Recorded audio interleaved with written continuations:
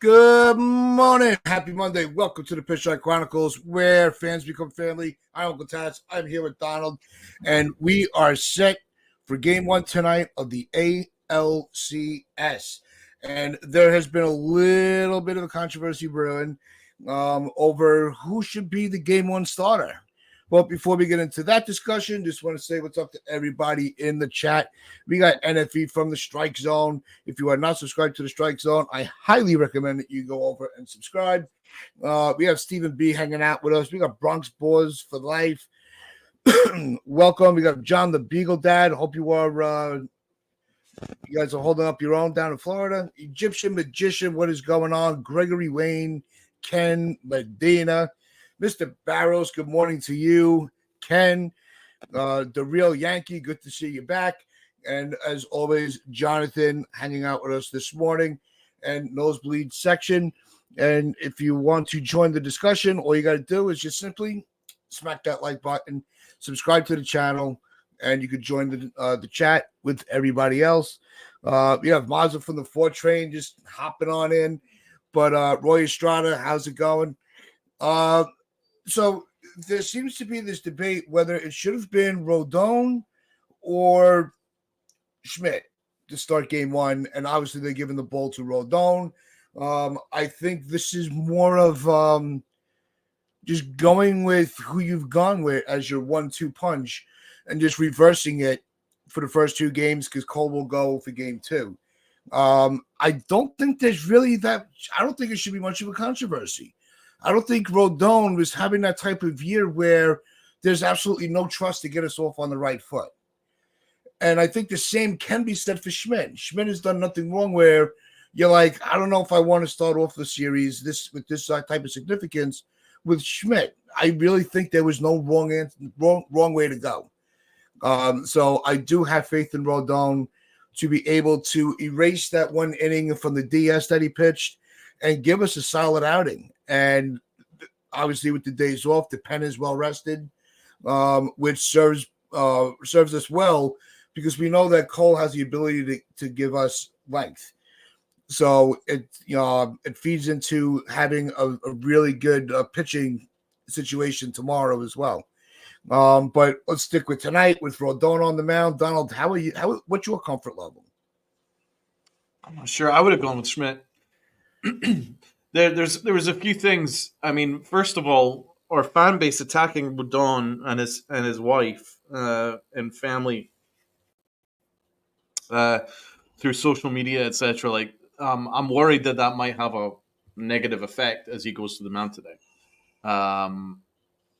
because I mean he's only human. He's not a robot, and so I mean that kind of stuff could carry over. I mean, the abuse that his wife received was completely unacceptable. So there could be that element. There wouldn't be that issue with Schmidt. Game one's very, very important. So another aspect about Rodon's start that concerned me was that in his previous start, he used up all his energy in the first inning to get through the first inning. But then after the first inning, he started to run out of gas. It was like all the hype and the excitement got to him.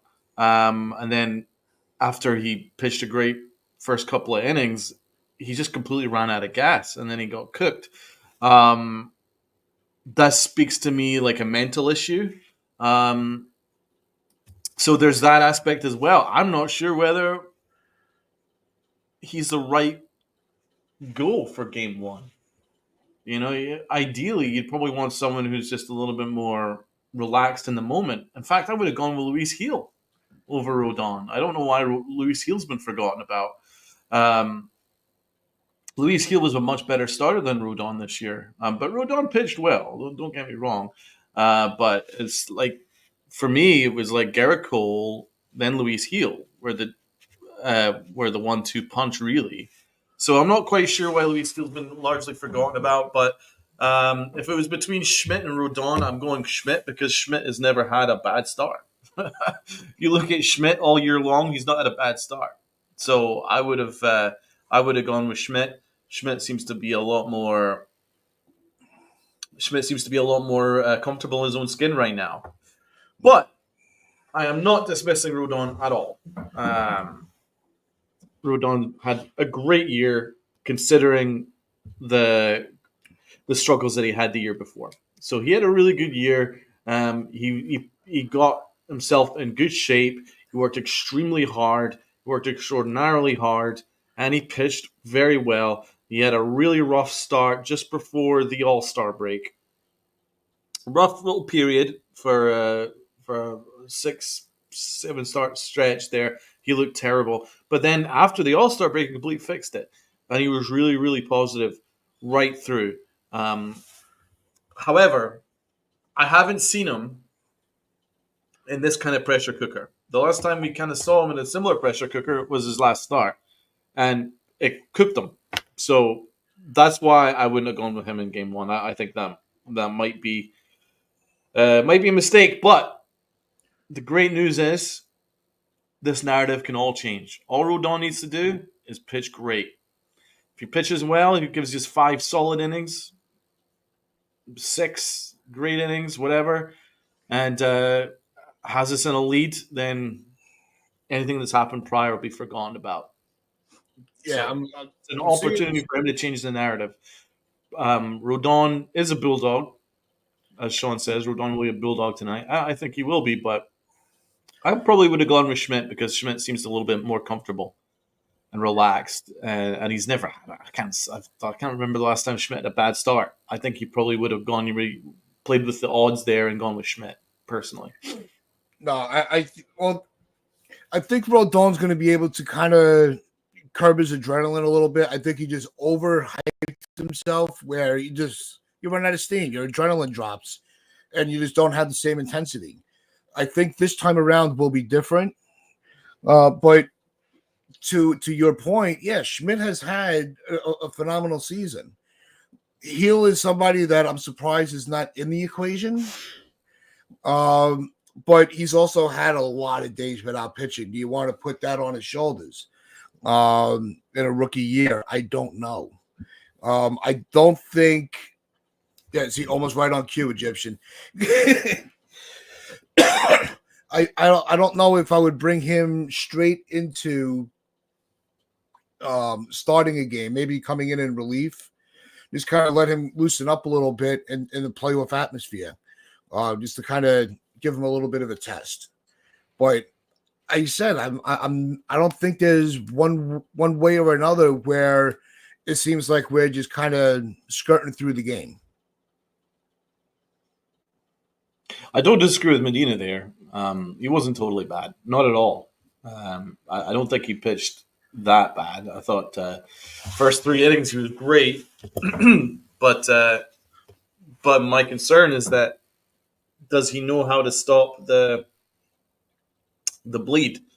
And that's what he's kind of struggled with. If things start going wrong, it starts to spiral with him, as we saw in that last start, and we've seen it previous starts where you don't really know what Rodon you're getting. Even in the first couple of innings, he'll look great, and then he'll start giving up solo home runs, and then it'll start getting to him, and then it'll start compounding.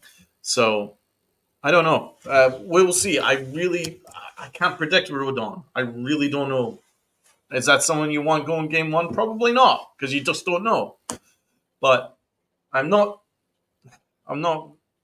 dismissing him by any stretch of the imagination. He's really good. Had a really good year. And I think it's freaking terrible the way he was treated after that last start. Absolutely disgraceful the way that the fans treated him in the last start. Yeah, that was completely unacceptable, and it dragged out through social media way too long.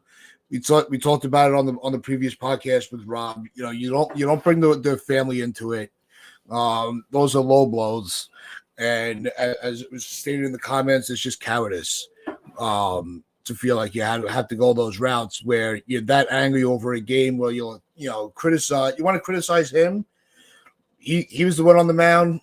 He's the one collecting the check. That's the guy you want to critique, but leave everybody in his life out of it. We were very clear on that the last time. I don't want to just keep going through the whole thing over and over again because there's so much to discuss. I want to kind of blend in with some of the comments about with the run support. And with if the Yankee bats are able to find their rhythm and actually put up legitimate, run support, these pitchers should I don't want to say have an easy path through the game, but it should help them be able to execute with a little more comfortability. How do you feel about that? Makes sense, man. Because it's easy to relax and really focus on your execution, like what we saw the game with Cole. He took the mound. The Yankees already had a 1-run lead, so it's like, okay, you could just see that there's just a different comfort level on the mound, and especially when you have somebody as calculated as Cole was. I mean, he was locked in. He was amazing. I don't think his facial expression really changed much from pitch to pitch. Facts. He held his emotions till after the inning. He would hype himself up, and then when he came back out, stone face, execute. That's what I loved. That's what I loved about that start. He was stone faced throughout. And the other key with the bats tonight is going to be that tomorrow the Dodgers are going with a bullpen game. This is going to be a very big key to the game tonight. Work the starting pitcher, get him out as early as you can. Run his pitch count up until they have no choice but to dip in, because the Cleveland are not really having that much of an issue. And I think I just screwed up the two series. I think the Dodgers are going with the bullpen game, not Cleveland, in game 2. So Cleveland's bullpen is electric. Let's just talk about our strengths and weaknesses. The Guardians' bullpen is electric. So that's one thing that they do have, is because although their hitting is inconsistent, their bullpen is absolutely really electric. So that's going to be something to pay attention to, because for me, the Royals' bullpen wasn't that good. So we were able to kind of do some, very minimal damage because we didn't really hit much. But they had the Royals had a great rotation, but their bullpen was a little weak. The Guardians have a really strong. This is the other way around. Yeah, the Guardians' bullpen is pretty damn strong, so it's something to pay attention to. But their offense, similar to the Royals, their offense isn't great. The Guardians, they've got a couple of freaking amazing bats, just like the Royals, but in general, their offense is a little inconsistent. Yeah, I think the key. I think another key to keeping their offense at bay is really controlling the tempo for Jose Ramirez. Yes, but also Lane Thomas, who's really feeling himself this postseason, is coming into his own. Mm-hmm. He's had that niche of just really finding the moment and coming through in clutch situations. So, and they said it right on the broadcast in the game, in Game 5 against Detroit. He loves swinging at first pitch, and with the bases loaded, Scooble threw him he missed his spot, and it was dead center, and he didn't miss it. So if you make a mistake to some of these guys, they're going to make you pay for it. And it sounds so easy and simplistic, but it's very vital not to make mistakes over the plate. You want to have a mistake that leaves the zone for a ball. That's I'd rather have to throw a couple extra pitches than have the balls leave the ballpark altogether because they just couldn't maintain the corners of the zone. I mean, the key is obviously to shut down Ramirez as best as possible. Jose Ramirez is an absolute. He's a killer on He's an amazing player. He's absolutely amazing. Jose Ramirez. This is going to be a very tight series, man. Make no bones about it. He's actually had a very strong season. His batting average isn't too good in this kind of postseason. Only 188 batting average, but has a homer and 3 RBIs. So it's for me, it's due. He's due. But over his last 15 games. Over his last 30 games, he's been absolutely electric. I mean, over his last 7 games, he had a 4.62 batting average with a 11.54 slug, 4 homers, 11 RBIs. That's absolutely monstrous. Over the 15 games, 5 homers, 12 ribs, a batting average just under 400, and an OBP just under 400. This dude's an absolute machine. He mashes, man. So the key is to shut him down, and that will not be easy. It will not be easy. He had a really strong year, 39 home runs, 118 RBIs, and an OPS of 872. So I mean, he is a monster. So that's the biggest threat. That is by far the biggest threat. They need to find a way to quiet him down. Yep. And it's he's such an under the radar play, superstar in this game too. And I think that lays a chip on his shoulder. But the other one is Josh Naylor, who did not have good numbers in the divisional series. So you want to keep him quiet. You don't want to let him get into become an issue. Because he also has a knack for kind of tormenting. Yeah, he set a career high with 31 homers and 108 RBIs last year. Yep. So Naylor's another one to keep an eye on. Especially after all the drama with with our previous playoff series together, with the Rockabye Baby, the Rock and the Baby and all of that. Oh God, that's right. You don't want to drudge up old news, but it's got to come in. I don't think that's a factor of the intensity between these two teams that they're talking about.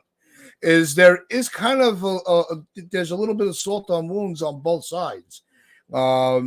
We all remember Glaber having the last laugh. So kind of quieting him down. So I think this is going to be every playoff series is intense, but I think there's going to be a little bit of an escalated intensity as these two teams take the field tonight. Oh, there will be. So everybody that's in the chat right now, hit that like button, right? Everyone in the chat, hit the like button. I'm seeing the numbers. There's more people watching than there is liking. So let's get those likes up for us, okay? Because the next segment that we're going to do is we're going to go position by position, right? And we're going to see who has the advantage position by position. So that's the next part of today's show. But before we do that, everyone has to hit that like button. And anyone who's watching who hasn't done so, hit the sub button too, right? No messing around here. Let's get that done. Right. Okay. Let's get it done. Position by position. Let's start catcher, right? Austin Wells versus Bo Naylor. So Austin Wells had a great year. He ranked 4th with a +13 fielding run value among catchers. So that's excellent. Solid 700 OPS and a 103 OPS plus. So 3% better than a league average. So that was excellent. He had a really good year. I wonder where he will finish as the AL Rookie of the Year. He'll probably be finishing in the top 3, maybe top 4. But the Guardians have second-year backstop Bo Naylor. Defense isn't as good as Wells, and his offense isn't as good either. 201 batting average. So I would say the Yankees have a clear advantage there. Let's open it up to Tats and the panel. Do we all agree that Austin Wells is the significant upgrade there at catcher? Oh, absolutely. I think on both ends of the spectrum, with behind the plate and the at the plate. So I'd have to go with Wells, but to like this, some of the comments in the chat, he does need to elevate his game a little bit more. Ken, you are biased. You just hate Wells. Unreal. Well, we know that we respect your feelings on it. We don't have to agree on it, but I don't respect your opinions. Believe me, I've had some opinions on these shows over the last. Actually, we just passed our 4-year anniversary of doing this podcast together. So believe me, I have had some takes where I've had a lot of looks. but we move on. We respect each other's decisions. No, and I know well, that was going to be my point. Wells, if he's going to be the advantage like we want him to, or we expect him to be, he's got to start hitting. He's got to start taking the at bats a little more intensity. I got to see more. Yeah, I mean, well, he might be. I think he's been in a slump, and I think it would be wise for Aaron Boone to move him out of the cleanup spot. I would definitely move him down. I would switch him and Stanton. I completely agree with that. Yeah. Let's go with first base. I think this is a massive advantage to the Guardians. Obviously, with Rizzo out, we've kind of got a mix and match situation with Oswaldo Cabrera and John Birdie. I like John Birdie a lot, but neither of them are first basemen. And the Guardians could counter that with all-star Josh Naylor, who we've just discussed, 31 homers, 108 RBIs. I don't think there's too much of a doubt there. That's not just an advantage. That is a massive advantage for the Guardians there. Yeah, I think that's a given to Cleveland.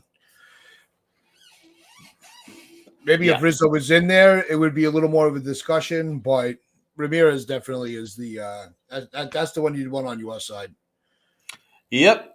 Okay, here we go. Second base, interesting. Pending free agent Gleyber Torres. He's actually been in a decent run. Stellar September. 333 batting average in September. And has rolled into the postseason, so he's been good. He's gotten on base at a 400 clip from leadoff spot, so that's really good. But the Guards have someone pretty damn good. All-Star in 2022, Andres Jimenez. 141 OPS plus. It's regressed a little bit in 23, down to 96, and 24, 82. But he is a Gold Glover, unlike Gleyber Torres. So he's the much better defensive second baseman than Gleyber Torres, but Torres has the superior bat. This is something that we can discuss. Who has the advantage there? I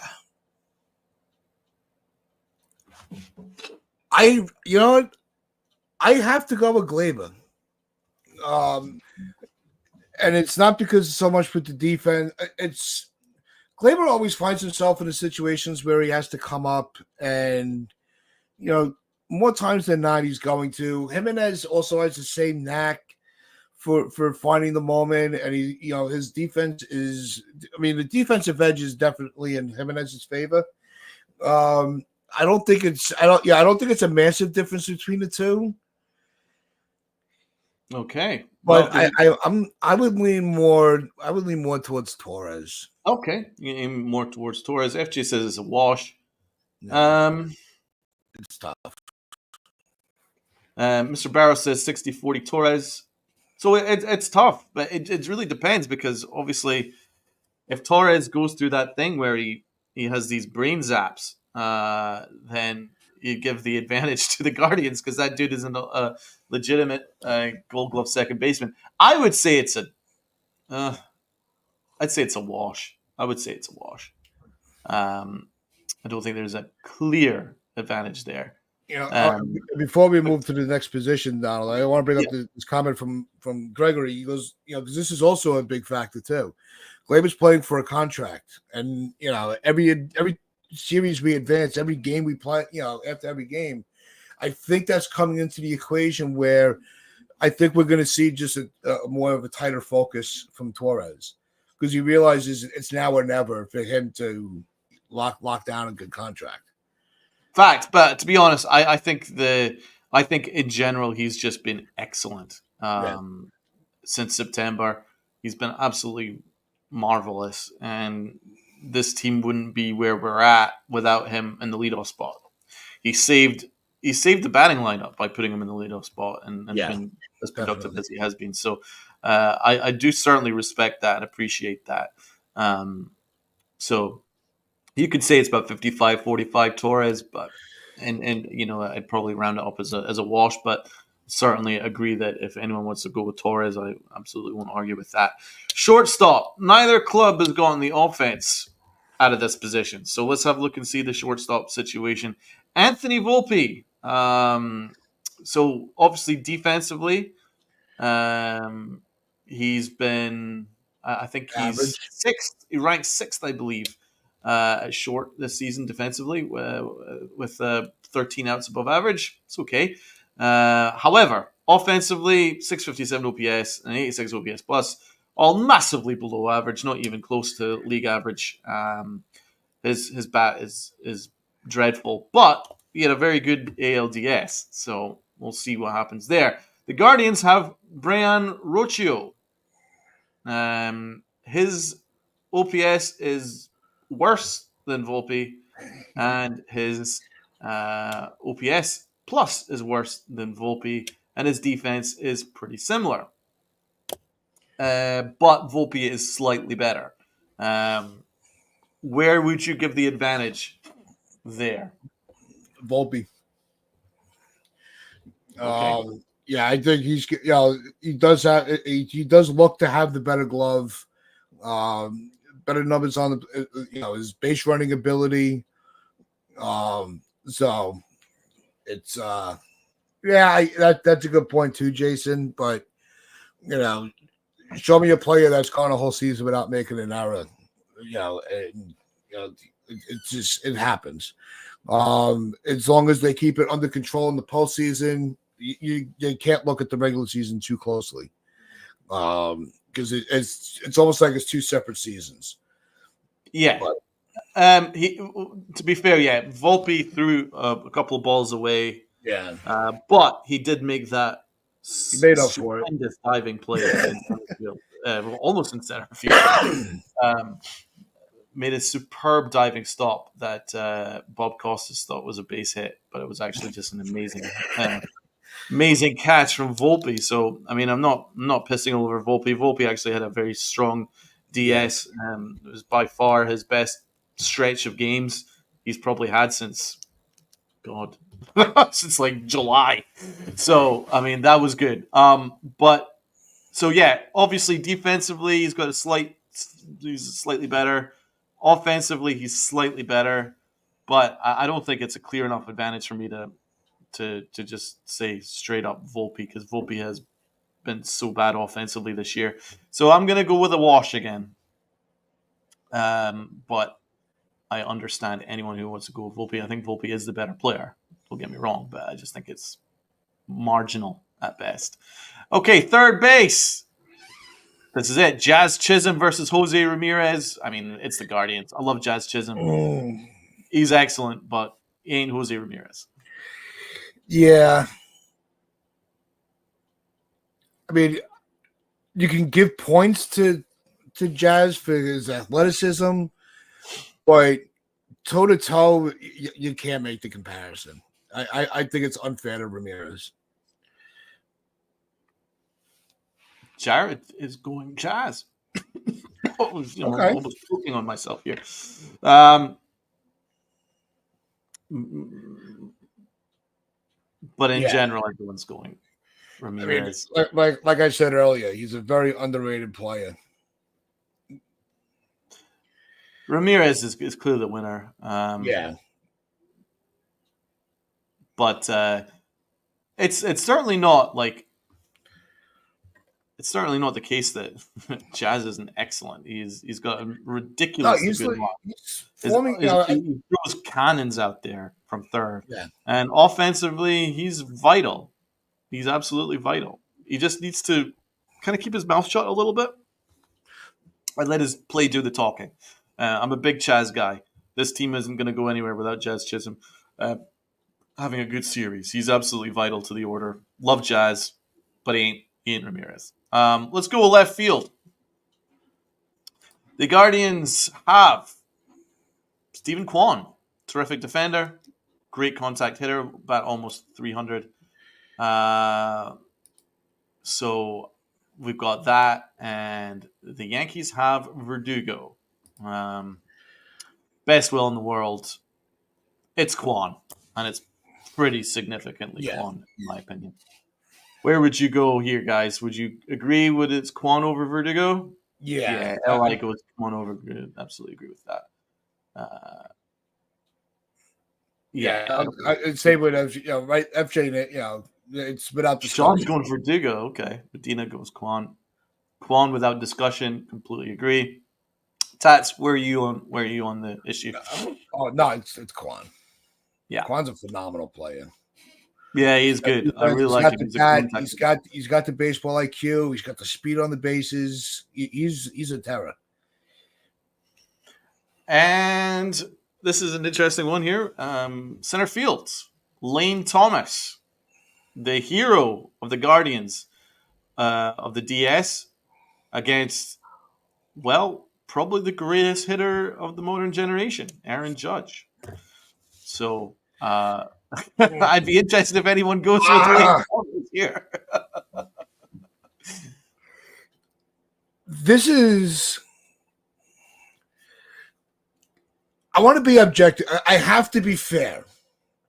I think this needs a little closer of a discussion because of the clutchness of the two players in this postseason. Lane Stanley has had 2 home runs as a pinch hitter.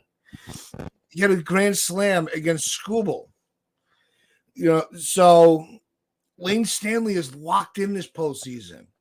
I don't think that it's fair to just dismiss him because he's playing center field. The opposite center fielder is Judge, who has, he had a better game at the plate to close out the LDS. And it's carrying over into the LCS. I would still definitely give Judge the advantage, but I don't think it's as much of a runaway as some fans may think it is. Wow. I mean, that's interesting. You're right. Judge is hitting 154 with no home runs in October. But I'm still going with the the guy with like 200 home runs over the course of the last 2+ seasons. So yeah, I'll go there and Judge. Right field, no debate. It's Juan Soto. It is Soto. Yeah. He is up against Noel, who will probably be used against lefties. Will Brennan might be getting starts against righties. I'd probably see more Noel, but to be honest, it doesn't matter. They can send out Little Sisters of the Poor. It doesn't matter. It's freaking. They can bring back Jim Thome, and it won't matter. It's Juan Soto. It's Juan Soto. He's. I'm not taking any discussion there. He is the best player. Designated hitter. Interesting one. We got big fucking G-force, G-gravity. Absolutely monstrous G. I don't care who they playoff- take off their bench. They're not Stanton in the playoffs. Yeah, exactly. The Guardians have David Fry. Kind of ALCS. David Fry's has some good moments in the postseason, He was but a hero. it's not even close to Big G. No one's cool, Big G. Yeah. Fucking G. If you want to talk about clutch, it's G. But there is something a discussion to be had because he did make an All-Star, but he ain't big fucking G. It's Big G. So it's pretty clear our lineup is better, right? Like I can only think of like 2 advantages that the Guardians have. That's at first base and third base. A couple of washes that you can go either way with, but the rest it's all Yankees. Let's go with the starting pitching. Let's see who's the advantage there. I think it's pretty clear that it's probably going to be the Yankees. So Garrett Cole, he is Garrett Cole. Clark Schmidt. We might even have Luis Gil. Hopefully we get some Luis Gil. We got Rodon. And that'll be up against what do you think? Tristan McKenzie, or Tanner Beebe, Matthew Boyd, Alex Cobb. None of these guys are. It's easy. I think it's easy to say that the Yankees have the advantage and the stability of the rotation. Like the postseason is so much different. But when you have Cole at the top of your order, at the top of your rotation, it's got to be the advantage Yankees. Yeah, I think they're actually. I think that's something that we can do go after their rotation. However, the bullpen is something that we can discuss because that's their big strength. Their And bullpen's filthy. But it our really bullpen's been helps legit. in the postseason. Tats, yep. I don't think we could. I think our bullpen's being underrated. Maybe for sure, but it's just not the Guardians. The Guardians have the best bullpen in baseball this year, statistically. Emmanuel Clase, Cade Smith, all excellent. Hunter Gaddis, Tim Herron. Their 2.57 relief ERA was the fourth best of the wild card era since 1995. So it's awesome. The Yankees, though, do have Luke Weaver. Let me ask you a question. Just, obviously the games between the two of them in a postseason atmosphere with these rosters have not been played yet. But just to have a little fun with everybody that's, that thinks our bullpen is just going to implode, or we're going with a trial run of a closer. Our closer has a 0 ERA, whereas Class A gave up a huge home run that that pushed Cleveland back a little bit in their advancement. They had to play extra games because of it. So not that I'm saying that Weaver is better than Class A, but when you look at the postseason numbers, you have to look at things with a different lens. I think that the bullpen confidence on both teams, I think, is more even than we think. Yeah, even Holmes has been lights out. Yeah, I've got a good point, though. Look at the names Guardians have in that bullpen. Eli Morgan, Nick Stanton, Tim Herron, Kid Smith, and Emmanuel Clase. Clase is excellent. So, yeah. I mean, to be honest, here's one way you could look at it, though. The Guardians will need their bullpen a hell of a lot more than the Yankees will need their bullpen if everything goes the way you want it to go on paper. If Clark Schmidt can give you 5 quality innings, right? The Yankees only need 4 innings out of their bullpen. Luke Weaver's good for 2, right? You can mix and match with Clay Holmes and Tommy Canley, maybe even a bit of Tim Hill, and jobs are good. So it's certainly not a weakness. Our bullpen's fine for getting the last 3 innings solid out. You know what I mean? I think they'll be fine doing that. So if Garrett Cole can do what he did, give you 6-7 innings, Luis Gil, I hope we get to see some Luis Gil. I don't know why he was forgotten about in the previous series.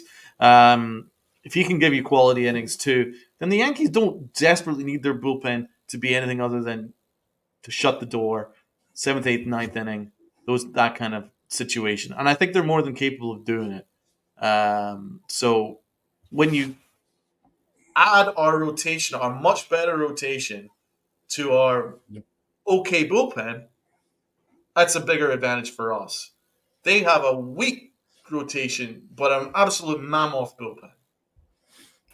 How would you even it up? I still say that the Yankees have the advantage there, but individually, like a pitching advantage and over the whole, I would say the Yankees have a slight edge, but the bullpen isn't really a comparison. Their bullpen is so much better. Their bullpen is just frightening.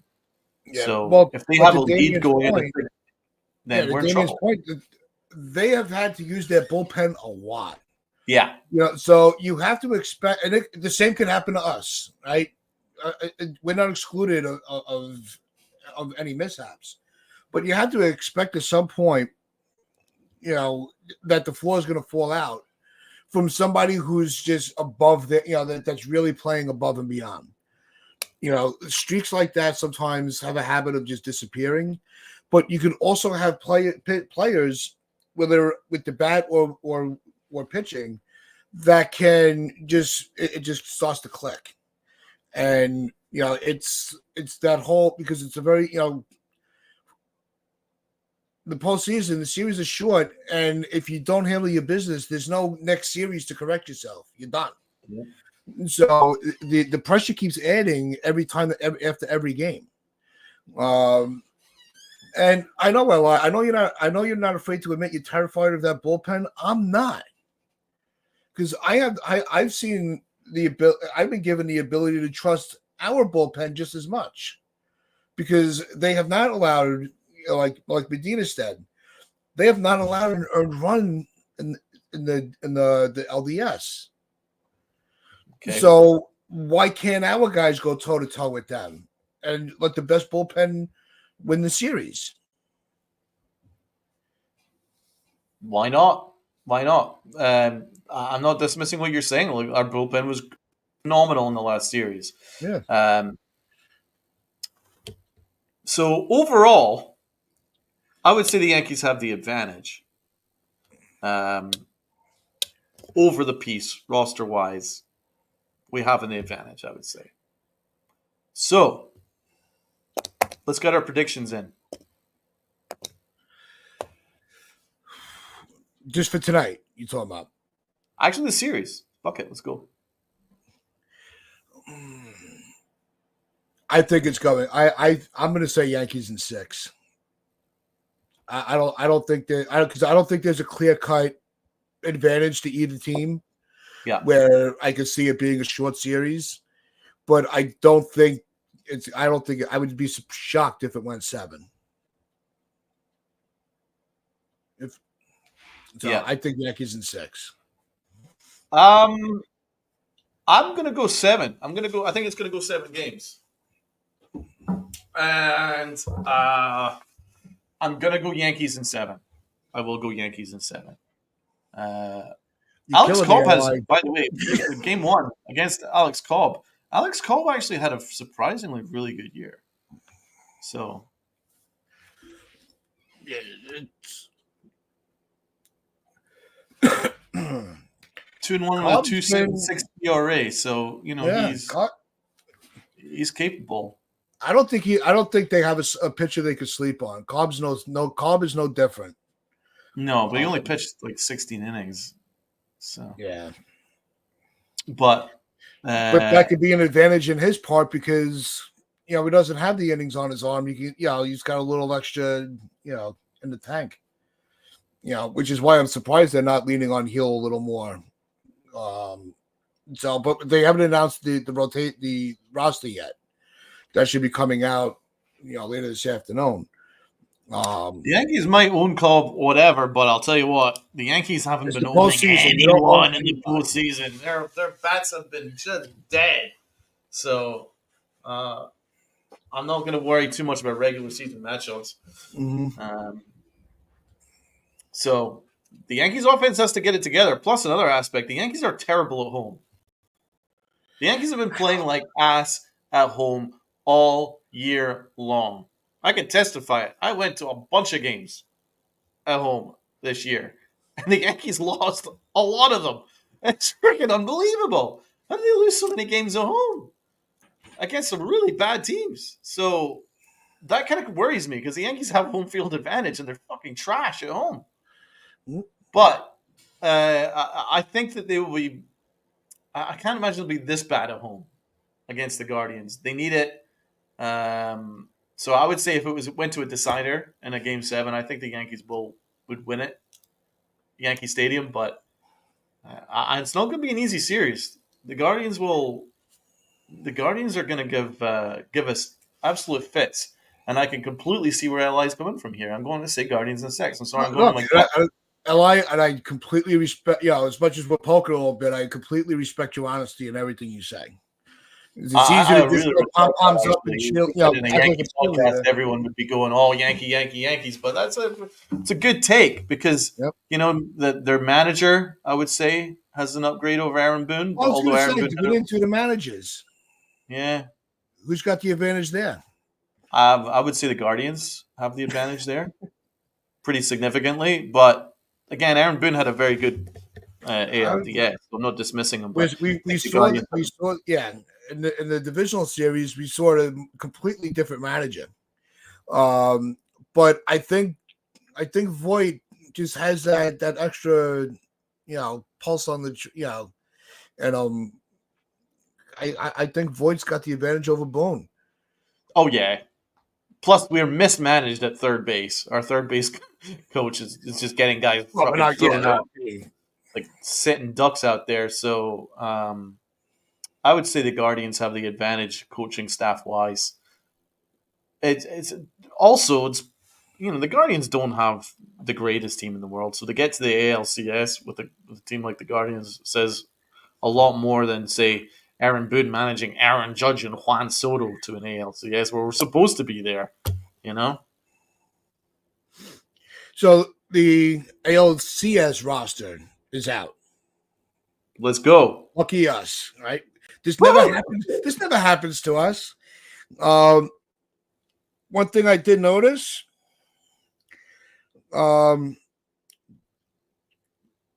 we have somebody new on the roster. All right, read it out. The infield. All right, so let's go pitches. We have Cole, Jay Cousins, Luis Heel, Ian Hamilton, Tim Hill, Clay Holmes, Tommy Canley, Tim Mazur. Hope we don't have to see him. Carlos Rodon, Clark Schmidt, Marcus Stroman, Woo! and Luke Weaver. The catches, obviously, Jose No Trevino. Luis Heel? Huh? No Luis Heel?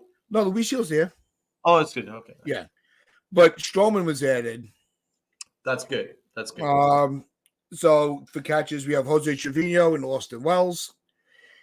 Infielders, John Birdie, Anthony Rizzo. Whoa, Rizzo Flores, again! and Anthony Volpe. Holy shit. Outfielders, Jason Dominguez, he survives the cut. Trent Grisham, Aaron Judge, Juan Soto, Giancarlo Stanton, Alex Verdugo. Utility is Cabrera and Jazz. Nice one. So Stroman is now back in the mix. He was not on the DS roster, so he is back in, and Rizzo was cleared to be on the roster. So that means. So does that now? Where does that alter some of the? No Leiter Jr. No Duke Ellis. So Duke Ellis was replaced by Rizzo, and Leiter Jr. I'm assuming was replaced Ben Rice. Marcus Stroman. Oh, and no Rice. That's right. Ben Rice was cut out. I'm so glad Duke Ellis isn't in the. So it looks like they went with the extra pitching for this year. That's exactly the move I would have made. 100%. Aaron Boone batting 1,000 so far these playoffs.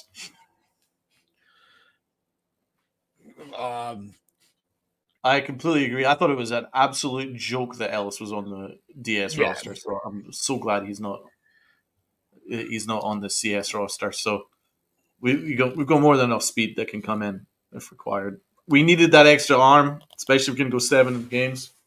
Yep. The extra pitching was the right move. You're right, Anthony. It's in a longer series. Yeah, you need the pitching. It was what I was worried about was them doing that rinse and repeat because it worked the previous series.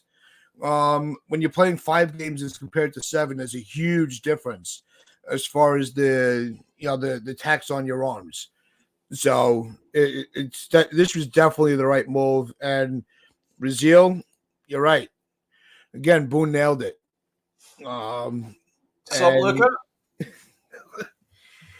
I'll be joining Luca. his brother. Well, actually, no. I think Luca's gonna be busy tonight, but I'll be joining his brother live stream of tonight's game.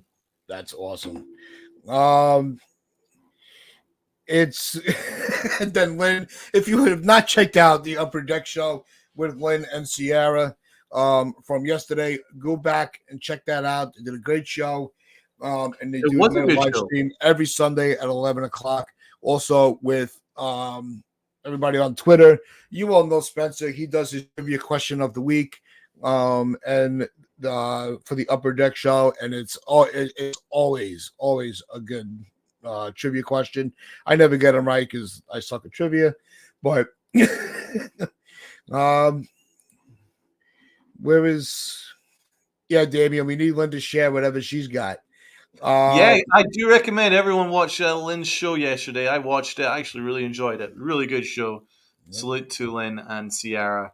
They do such a great job. Lynn is a really great host and a really good, knowledgeable, fun show. So everybody check that out. It was a good episode yesterday. Yep. So here's Mr. Barros' question: if Rizzo starts first base, does it, is it an advantage? Go back into more of the Yankees' favor, or I'm not defensively, absolutely, but it's not like we were flailing at first base where we were desperate to have him back. But I think having that tool of the veteran presence who's done it in the World Series, who understands what it's like to guide a team to end a drought, because he was a Cub, and that's where he won his World Series.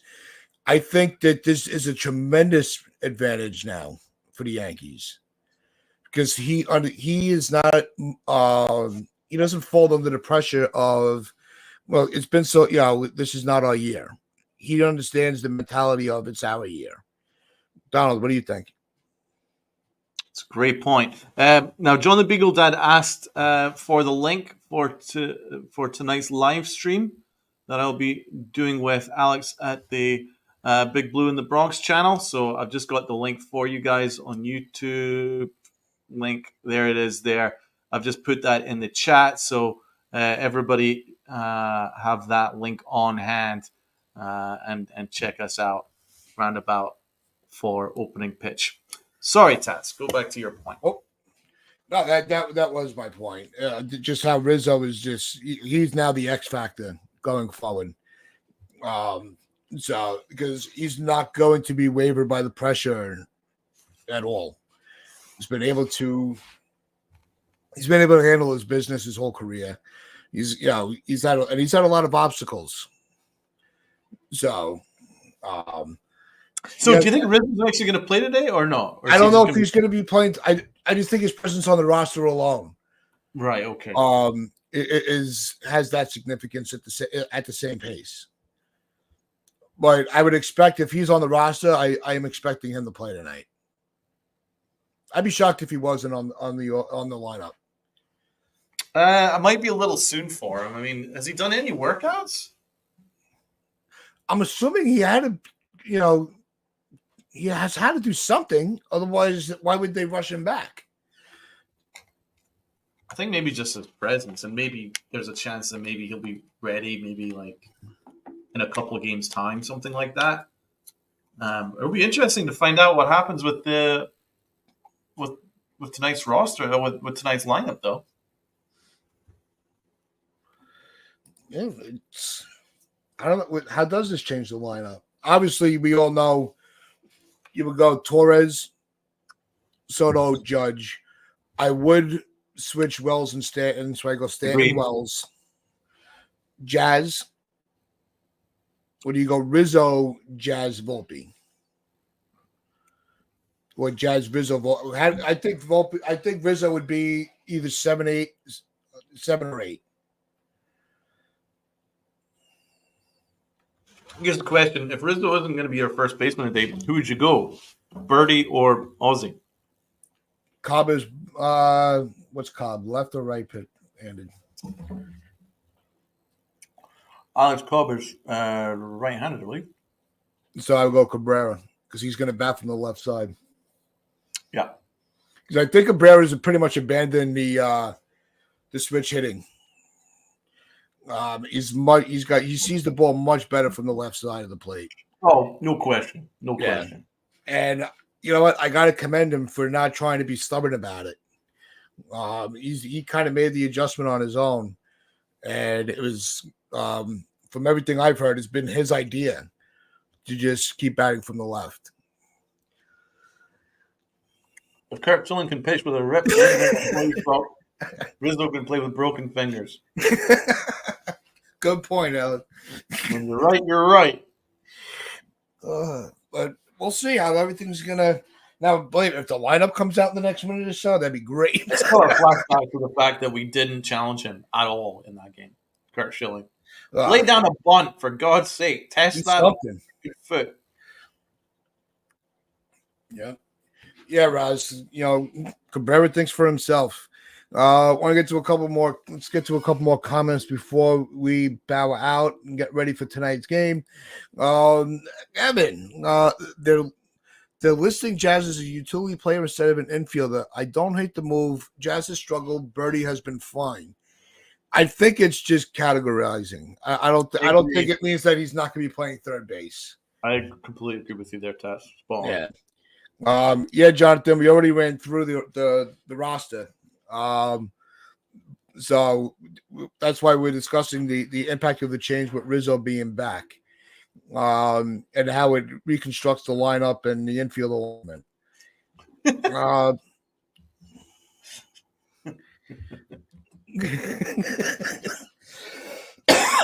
Poor Jonathan. That's why he adopted child. We don't mess with Jonathan. Regil is cooking. Regil cooking. But it's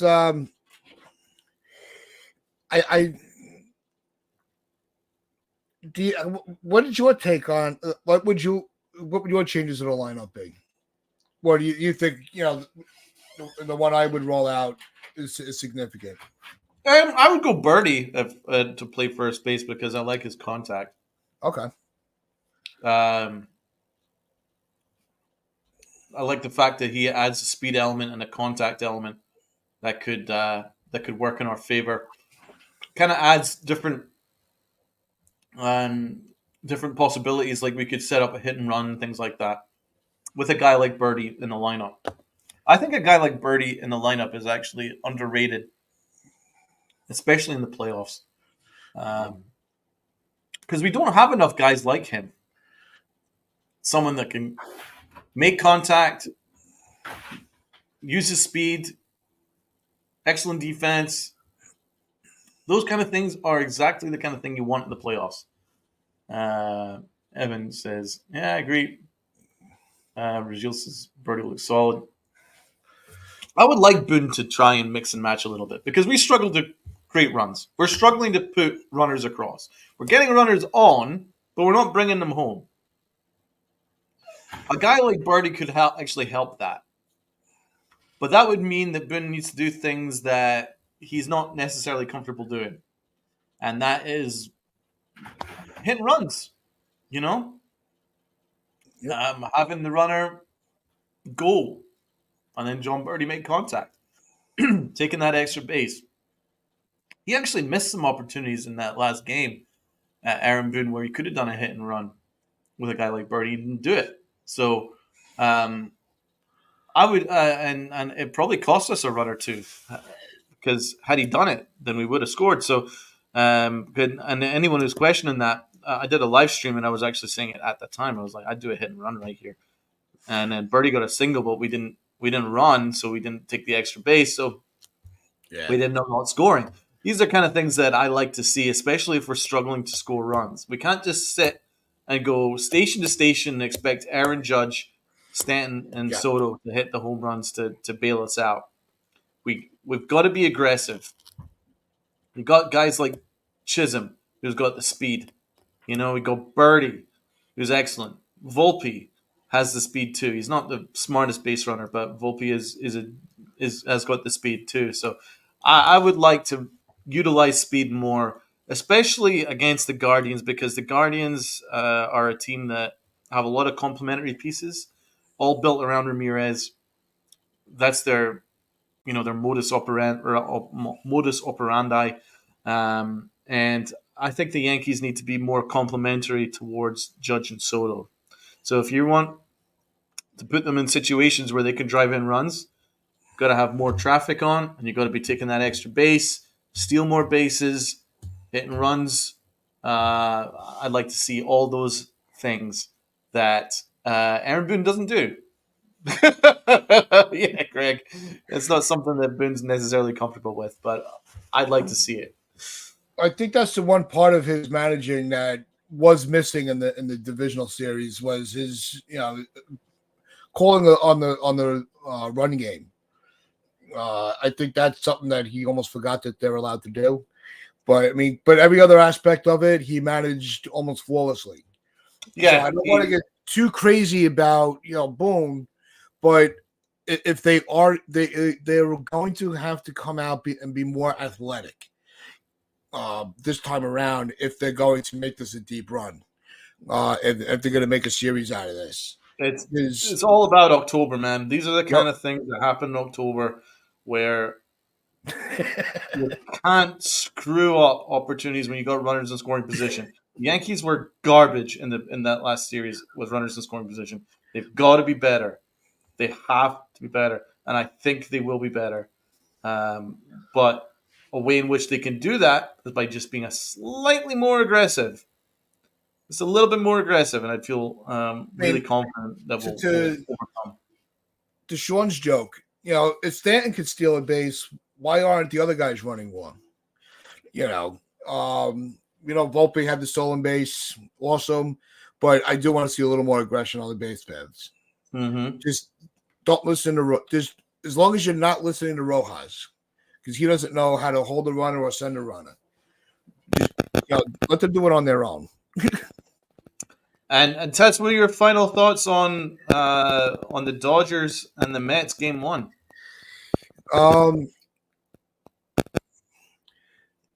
I think that's the last time we'll see scoring like that in the series. I don't think. Yes, all right. I'll start with this.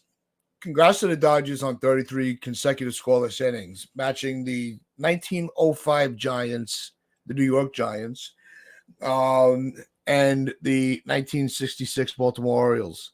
That is quite the company to be in. What I will say is stop with the obsession with Ohtani. They just had one of the best pitching. They shut down one of the hottest offenses in the game yesterday in the Mets. And they didn't talk to one pitcher on the post-game show. They interviewed Ohtani and then went to the studio. They got to do better. They have to. There's more than one person on that freaking team, please. I really wanted to hear Flaherty's take on his approach on how he managed to go 7 innings against that offense and shut him down. And here's the irony, right? The Yankees could have had Jack Flaherty. They had a deal in place for him, and Brian Cashman backed out at the trade deadline last minute because of apparent injury concerns. Jack Flaherty. How injured is Jack Flaherty? I don't see any injury. Do you see any injury? Anyone? Any injuries? Do you guys see any injuries for Jack Flaherty? No. Did he just go 7 innings? Get you to win game 1 of the championship series? Yeah. Right. Okay. Another mistake from Brian Cashman. I said it at the time when we backed out of that deal. I said that's a mistake. It's a mistake. That's the guy that should be pitching game 1 for us tonight, Jack Flaherty. So that was another miss by Brian Cashman. But no, it's I think that the broadcast needs to do better as far as reading the room. Yeah, but look, we're going into game 1 of the ALCS. I don't want to make too much of a negative on it, but Donald does an excellent point. But in regards to the series, I think it's far from over. I think it's done. I think the Dodgers are going to absolutely piss on the Mets. I don't know. I really don't. I don't think the Mets are that team you can count out at this point, because they've been kicked down, rolled down the hill, and they always seem to find a way to keep themselves alive and fighting. So I expect that to be their mentality throughout the rest of the series. Will they come out on top? I don't think so. But I don't think that the Dodgers are going to have an easy series coming forward.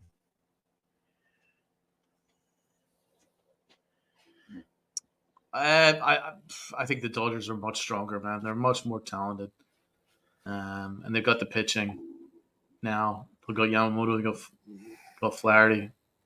They're in good shape.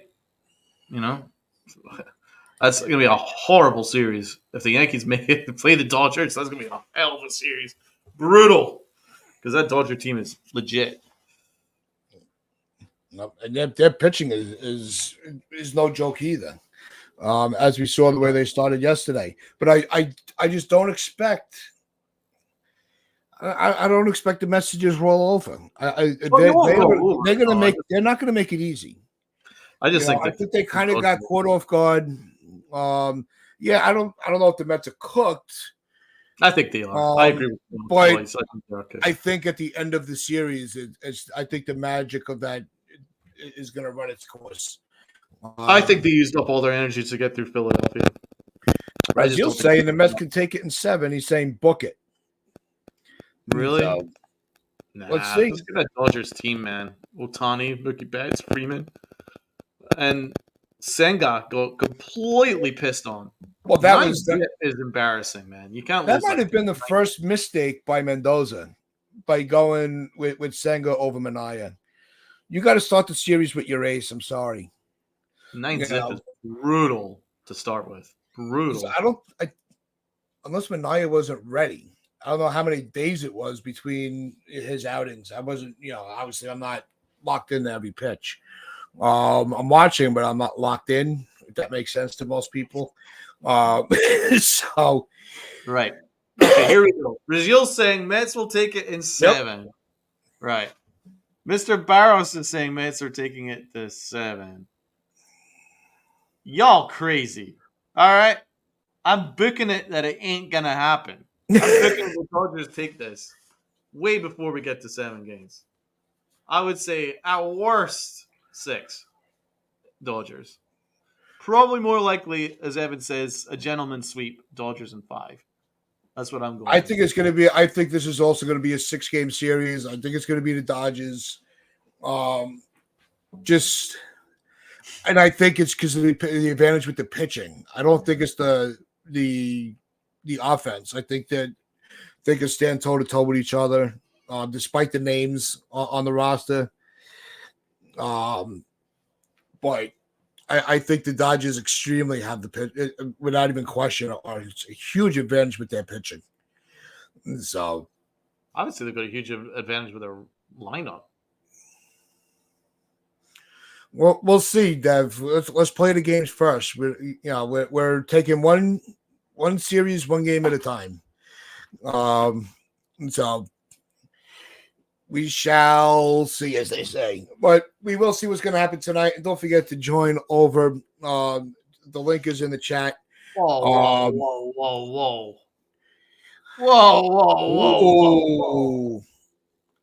Is that a challenge? All right. You can't get rid of the hair. The hair, you have a good head of hair. Yeah. I say if the Mets make it, you have to shave. You shave your face. Shave the face. All right. That's fine. It's never going to happen anyway. Joe Mush, maybe you need to shave your head. Shave your head when they go through. Right? Right. We appreciate everybody that's been hanging out with us this morning. Kind of putting Donald on the spot there. I like it. But make sure you check out. I'm liking it. Make sure you check out Donald over with the Big Apple with Alex on the live call tonight. So also make sure you hit that like button, hit that subscribe button, share this out with your friends, your family, the strangers on the corner. This is the Pitchlight Chronicles. This is where fans become family. To everybody that's been watching on Facebook, on Twitter, listening to us as well on SportsWire Radio, and, of course, all of the family members on YouTube. We love and appreciate you all. Let's go, Yankees. Wear those pitch lights of pride and play hard. Let's go, Yankees.